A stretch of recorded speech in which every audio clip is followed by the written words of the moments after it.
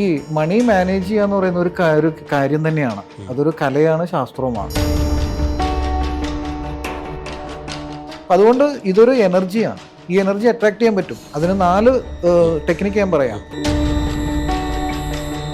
അത് നമ്മുടെ ഫ്രീക്വൻസി. ഇപ്പം ഞാനിരിക്കുന്ന ഫ്രീക്വൻസി മണി ഫ്രീക്വൻസിയിലാണെങ്കിൽ എൻ്റെ അടുത്തേക്ക് മണി വന്നുകൊണ്ടേയിരിക്കും. ഇപ്പം ഞാൻ 2 ആഴ്ച മുമ്പ് മുടക്കിയ ഒരു 10 രൂപ ട്രിവാൻഡ്രത്ത് അവിടെ ചായക്കടയിൽ ചെന്നപ്പോൾ 50 രൂപയ്ക്ക് കൊടുത്തു. 40 രൂപ ചിലവ് വന്നു. ആ 10 രൂപ ചിലപ്പോൾ ബിനോയ് ജോൺ അന്ന് കൊടുത്ത പണമായിരിക്കും. അറിയാം, ഓരോരുത്തരെയും കോൺഷ്യസ്നസ് ലെവലിന്റെ ഫ്രീക്വൻസി അനുസരിച്ചിരിക്കും. അപ്പൊ പെട്ടെന്ന് വേണമെന്നാണ് എല്ലാവരും പറയുന്നത്. അവിടെയാണ് ഈ ലോട്ടറി പറയാമൊക്കെ വരുന്നത്. നിങ്ങൾക്കിത് വിശ്വാസമില്ലെങ്കിൽ നേരിട്ട് വരിക. നിങ്ങൾക്ക് അനുഭവം ഇല്ലെങ്കിൽ പൂർണ്ണമായിട്ടും കാശ് തിരിച്ചു തരും. ഈ മണി മാനേജ് ചെയ്യുക എന്ന് പറയുന്ന ഒരു കാര്യം തന്നെയാണ്. അതൊരു കലയാണ്, ശാസ്ത്രവുമാണ്. ഫോർ എക്സാമ്പിൾ, ഇപ്പോൾ എൻ്റെ കയ്യിൽ 1 ലക്ഷം രൂപ വന്നു. നമ്മൾ എത്ര ചിലവ് ചെയ്യണം? 1 ലക്ഷം രൂപ നമുക്ക് ചിലവ് ചെയ്യാം. ചില ആൾക്കാരുണ്ട്, ദൂരത്തരായിട്ടുള്ള ആൾക്കാർ, ആ 1 ലക്ഷം രൂപ അപ്പം തന്നെ കൊടുത്തിട്ട് ഒരു പ്ലാസ്മ TV അത് ഇത് മറ്റേ മറിച്ച് എന്നൊക്കെ പറഞ്ഞ് ഓരോ സാധനങ്ങൾ എടുക്കും വീട്ടിലേ. പിറ്റേ ദിവസം എത്ര കയ്യിൽ കാശുണ്ട്? ഒന്നും കാണില്ല. ഞാൻ പറയുന്നത് മണി മാനേജ് ചെയ്യുന്ന സമയത്ത് നമുക്ക് പല അക്കൗണ്ടുകൾ ആവശ്യമാണ്. സേവിങ്സ് അക്കൗണ്ട് വേണം, ഒരു അക്കൗണ്ട്. ആ അക്കൗണ്ട് ചിലവിനുള്ളതായിരിക്കണം. 1 ലക്ഷം രൂപ കിട്ടിക്കഴിഞ്ഞാൽ ഞാനാണെങ്കിൽ ചെയ്യാമെന്ന് വെച്ച് കഴിഞ്ഞാൽ 1 ലക്ഷം രൂപയിൽ ഒരു 50,000 60,000 രൂപ ചിലവിന് വരുമെന്ന് വിചാരിക്കുക. ബാക്കി 40,000 രൂപ പല അക്കൗണ്ടിലായിട്ട്, എൻ്റെ പല അക്കൗണ്ടിലായിട്ട്, എൻ്റർടൈൻമെൻറ്റിൻ്റെ ഒരു അക്കൗണ്ട്, അതുപോലെ തന്നെ എനിക്ക് ഡൊണേഷൻ കൊടുക്കാൻ ഇഷ്ടമുള്ള ഒരാളാണ്, സാധനങ്ങൾക്ക് വേണ്ടി ഒന്ന്, ഇതൊക്കെ വേറെ അക്കൗണ്ടുകളായിട്ട് അത് വീതിച്ചങ്ങ് ചെലവുകൾക്കുള്ളത് മാത്രം, അതിൻ്റെ ATM മാത്രമേ കയ്യിൽ വയ്ക്കാവൂ. ബാക്കി ഒരു ATM കയ്യിൽ വെക്കരുത്, പൂട്ടി വെച്ചേക്കുക ലോക്കറിൽ. അതാണ് ഏറ്റവും നല്ല മാനേജ്മെന്റ്. അതാണ് കാരണം നമ്മൾക്ക് ഒരു 10 രൂപ കൈ കിട്ടിക്കഴിഞ്ഞാൽ എത്ര ചെലവ് ചെയ്യുന്നതനുസരിച്ചിട്ടാണ് ബാക്കി വരുന്നത്. നമ്മൾ ആ ബാക്കി നിലനിർത്താൻ നമ്മൾ സേവിങ്സ് ആണ് ഏറ്റവും വലിയ ശാസ്ത്രം ഇതിന്റെ. അതാണ് ഏറ്റവും വലിയ പാടും. നമ്മൾ ഓരോ സാധനങ്ങൾ കാണുമ്പോൾ അതങ്ങ് വാങ്ങിച്ചു പോകും. എനിക്കൊരു ഇപ്പം ഞാൻ കഴിഞ്ഞ മാസം എനിക്ക് തോന്നി എനിക്കൊരു മാക്ബുക്ക് വേണം. അപ്പോൾ മാക്ബുക്ക് എയർ എത്ര വിലയുണ്ട്? അതെനിക്ക് അഫോർഡ് ചെയ്യാൻ പറ്റും, ഞാൻ ഉടനെ വാങ്ങിച്ചു. അത് വാങ്ങിച്ചില്ലായിരുന്നെങ്കിൽ ഒരു 1.25 ലക്ഷം രൂപ എൻ്റെ ബാങ്കിൽ കിടന്നേനെ. പക്ഷെ എന്നെ സംബന്ധിച്ചിടത്തോളം എൻ്റെ പ്രൊഫഷണൽ ആവശ്യമാണോ എന്ന് ഞാൻ നോക്കി.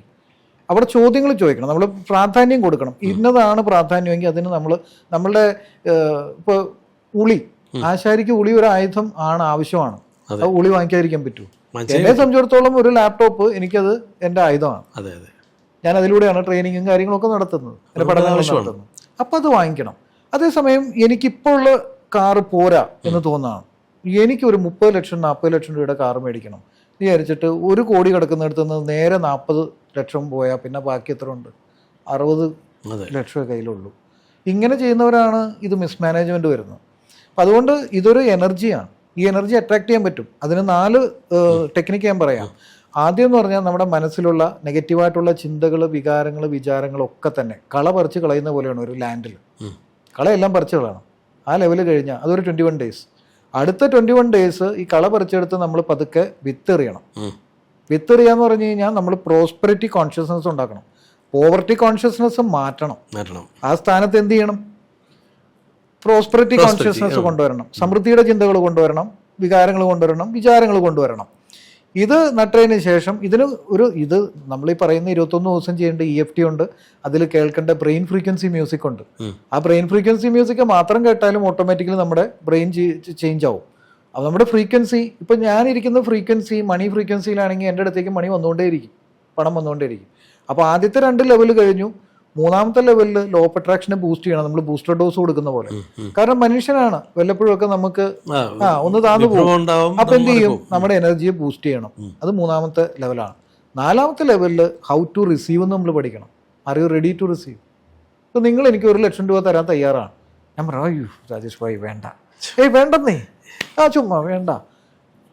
അതേസമയം ഞാൻ നിങ്ങൾക്കൊരു 1 ലക്ഷം രൂപ തരാണ്, നിങ്ങൾ നേരെ ശരി, ഇതെനിക്ക് അർഹപ്പെട്ടോണ്ട് സന്തോഷം എന്ന് പറഞ്ഞിട്ട് നമ്മൾ പോക്കറ്റിലിടണം.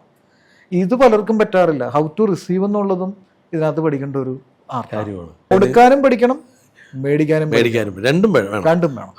അതല്ലെങ്കിൽ മണി മാനേജ്മെന്റ് നടക്കില്ല. ഇപ്പൊ ഞാനൊരു സർവീസ് കൊടുക്കുന്നു, വേറെ എങ്ങും ചെന്നിട്ട് അവർ രക്ഷപ്പെടാത്ത കേസുകളാണ് നമ്മുടെ അടുത്ത് വരുന്നത്. അവരത് രക്ഷപ്പെട്ട് കഴിയുമ്പോൾ സാറേ സന്തോഷമായി സാറേ, ഒരു 5,000 രൂപ എക്സ്ട്രാ. ഞാൻ പറയും ഓക്കെ, സന്തോഷത്തോട് കൂടി തന്നെ ഞാൻ വാങ്ങിക്കും, ഞാൻ വേണ്ടെന്ന് പറയില്ല. അവിടെ ഞാൻ വാങ്ങിക്കുന്നില്ലെങ്കിലോ എൻ്റെ റിസപ്റ്റിവിറ്റി കുറയാണ് അവിടെ. അതുപോലെ തന്നെ ഞാനിത് കിട്ടുമ്പോൾ പെട്ടെന്ന് ഒരു അനാഥാലയത്തിൽ നിന്ന് ഒരു മെസ്സേജ് വരികയാണ്, സാറേ ഇത്തവണ ഒരു 5000 രൂപ ഒന്ന് സഹായിക്കണം. ഇവിടെ എനിക്കൊരു 5000 കിട്ടിയല്ലോ, ഇതിന് വേണ്ടി വന്നതാണ്. ഓക്കെ, അവിടേക്ക് കൊടുക്കുന്നു. അപ്പോൾ മേടിക്കാൻ മാത്രം പഠിച്ചാൽ പോരാ, കൊടുക്കാനും പഠിക്കണം. ഇതൊരു ചാക്രിക പ്രവാഹമാണ്. ഇപ്പം ഞാൻ 2 ആഴ്ച മുമ്പ് മുടക്കിയ ഒരു 10 രൂപ ട്രിവാൻഡ്രത്ത് അവിടെ ചായക്കടയിൽ ചെന്നപ്പോൾ 50 രൂപയ്ക്ക് കൊടുത്തു, 40 രൂപ ചിലവ് വന്നു. ആ 10 രൂപ ചിലപ്പോൾ ബിനോയ് ജോൺ അന്ന് കൊടുത്ത പണമായിരിക്കും. ഇവിടെ നിന്ന് ട്രെയിൻ കയറി അവിടെ ചെന്ന് ഒരു രാജേഷോ അല്ലെങ്കിൽ ഒരു രാകേഷോ കൊടുത്ത പണമായിരിക്കും ഈ രാജേഷിന്റെ കയ്യിലേക്ക് വരുന്നത്. ഇതൊരു ചാക്രിക പ്രവാഹമാണ്. ഈ ചാക്രിക പ്രവാഹത്തെ നിലനിർത്തിയില്ലെങ്കിലും പണം നിലനിൽക്കില്ല. ഹോഡ് ചെയ്യാന്ന് പറയില്ലേ, ഹോഡ് ചെയ്ത് വെക്കൂലേ, നമ്മളിങ്ങനെ കരിഞ്ചന്ത പൂഴ്ത്തി വെക്കുന്ന ലെവലിൽ വെച്ചാലും പണം കയ്യിൽ നിന്ന് പോകും. ഒരൊറ്റ അസുഖം വന്നാൽ മതി, നേരെ പൊട്ടും ലക്ഷക്കണക്കിന് കാശ്. അപ്പൊ ഇതൊക്കെ ആളുകൾ മനസ്സിലാക്കുന്നില്ല. ആളുകൾ വിചാരം ഇങ്ങനെ പൂഴ്ത്തി വെച്ചാൽ, ഇപ്പൊ കാരണന്മാരൊക്കെ അങ്ങനെ വിചാരിക്കുന്നു, ഇങ്ങനെ ഇരിക്കും, ഡെപ്പോസിറ്റ് ചെയ്ത് വെക്കണം. പൂത്ത പണം എന്നൊക്കെ വരുന്ന ഭാഷ വന്നാൽ അങ്ങനെയാണ്. ഇപ്പൊ പൂത്ത പണം ഉണ്ടോ? ഇപ്പൊ എല്ലാം ഡിജിറ്റലാണ്, എല്ലാം ഡിജിറ്റൽ. ഇപ്പൊ അങ്ങനെ ഒരു സാഹചര്യത്തിലാണ് നിൽക്കുന്നത്. അപ്പൊ ഈ ആഗ്രഹങ്ങൾക്ക് പരിധി വയ്ക്കണം എന്നൊക്കെ പറഞ്ഞിട്ട് ചിലർ പറയുന്നുണ്ട്. പക്ഷേ അതേസമയം തന്നെ ചിലർ പറയുന്നു, നിങ്ങളൊരു കുന്നോളം ആഗ്രഹിച്ചാൽ നിങ്ങൾക്ക് അതിലൊരു എള്ളോളമെങ്കിലും കിട്ടുമെന്ന് പറയാം. നിങ്ങൾ ഒരു മലയോളം ആഗ്രഹിച്ചാൽ നിങ്ങൾക്കൊരു കുന്നോളം കിട്ടുമെന്ന് പറയും. അപ്പം ഇതൊക്കെ അപ്പോൾ അതേ ആളുകൾ തന്നെയാണ് നിങ്ങൾ ആഗ്രഹങ്ങൾക്ക് പരിധി വയ്ക്കണം എന്നും പറയും. അപ്പം ഇങ്ങനെയൊക്കെ പരിധിയും ഇങ്ങനെയൊക്കെ വയ്ക്കുമ്പോൾ നമ്മൾ എങ്ങനെ ഡെവലപ്പ് ആവും? പരിധി വെക്കരുതെന്ന് ഞാൻ പറയുള്ളൂ. പരിധി വെക്കരുതെന്ന് പറയാൻ കാരണം എന്താണെന്നറിയോ? നമ്മൾ ചിന്തിക്കുന്നത് നമ്മളുടെ ലിമിറ്റേഷൻ വെച്ചിട്ടാണ്, നമ്മളുടെ പരിമിതികൾക്കുള്ളിൽ നിന്നിട്ടാണ്.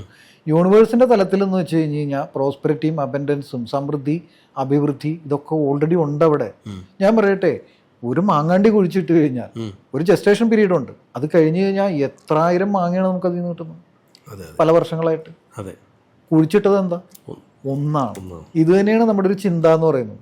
നമ്മളൊരു ചിന്ത അവിടെ നട്ടു, ആ ചിന്ത നമ്മുടെ കോൺഷ്യസ്നെസ്സിലൂടെ വളർന്ന് വളർന്ന് വളർന്ന് വളർന്ന് ഒരു ആഗ്രഹമായി മാറി. ആഗ്രഹം വരുമ്പോൾ നമുക്ക് ആക്ഷൻ എടുക്കാൻ തോന്നും, ആക്ഷൻ എടുക്കും. ആക്ഷൻ എടുത്തു കഴിയുമ്പോൾ അതിന് റിയാക്ഷനോ അതല്ലെങ്കിൽ അതിൻ്റെ റിസൾട്ടോ വരും. അതാണ് മാനിഫെസ്റ്റേഷൻ. അതാണ് മാനിഫെസ്റ്റേഷൻ. നമ്മൾ ഒരു പ്രക്രിയ ചെയ്യാതെ ഒരു സംഭവം നടക്കൂ. ഇപ്പം നമ്മൾക്ക് 2 പേർക്കും ഇവിടെ നിന്ന് ഇപ്പോൾ ഇത് കഴിഞ്ഞിട്ട് ഉച്ചയ്ക്ക് ഊണ് കഴിക്കണം. നമ്മൾ പോവാതെ ഊണ് കഴിക്കാൻ പറ്റും? ഇല്ല. അപ്പോൾ അവിടെ ആക്ഷൻ എടുക്കണ്ടേ? നമ്മളിവിടെ കിടന്ന് ഉറങ്ങിയാൽ നമ്മൾ ഊണ് കഴിക്കില്ല എന്ന് പറഞ്ഞ പോലെ ഇതിനെ ആക്ഷൻ എടുക്കാനും അവിടെ നമ്മുടെ ആജ്ഞാചക്രത്തെയൊക്കെ വളരെയധികം ഉദ്ദീപിക്കുന്ന ടെക്നിക്കുണ്ട്. ഈ മാനിഫെസ്റ്റേഷൻ ടെക്നിക്ക് അല്ലാതെ നമ്മൾ കുണ്ടലിനി ധ്യാനത്തിലൂടെ മാനിഫെസ്റ്റേഷൻ ടെക്നിക്കുണ്ട്. ഏറ്റവും ബെസ്റ്റ് ടെക്നിക്കാണ്. നമ്മുടെ 7 ചക്രങ്ങൾ ഉണർന്നു കഴിഞ്ഞാൽ നമ്മൾ ആഗ്രഹിക്കുന്നത് നമ്മുടെ അടുത്തേക്ക് വരാൻ തുടങ്ങും. ആ ലെവലിലേക്ക് പോവാം.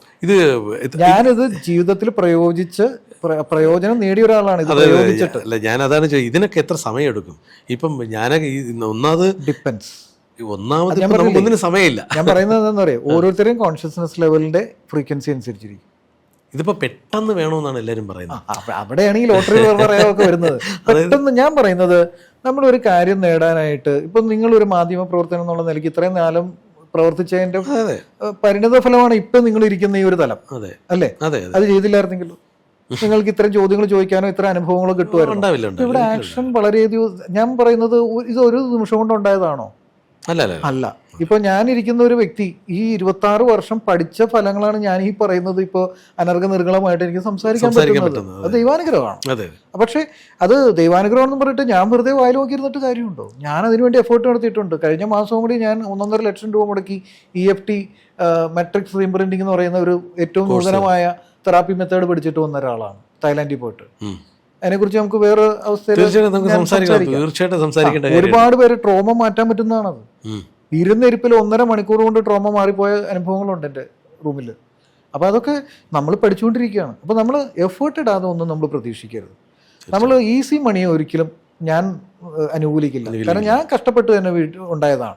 വെറുതെ എങ്ങനെ ഇരുന്ന് കണ്ണടച്ചിരുന്നു ധ്യാനിച്ചാൽ നിങ്ങൾ പൊട്ടിമുളച്ച് വരുമൊന്നുമില്ല. നമ്മൾ എഫേർട്ട് ഇടണം, നമ്മൾ ആക്ഷൻ എടുക്കണം. എന്നിട്ട് നെറ്റിയിലെ വേർപ്പുകൊണ്ട് ഭക്ഷിക്കാനാണ് ബൈബിളിൽ പറയുന്നത്. അതുപോലെ നമ്മൾ അധ്വാനിച്ച് ഉണ്ടാക്കുന്ന കാശ് കൊണ്ട് ജീവിക്കുക.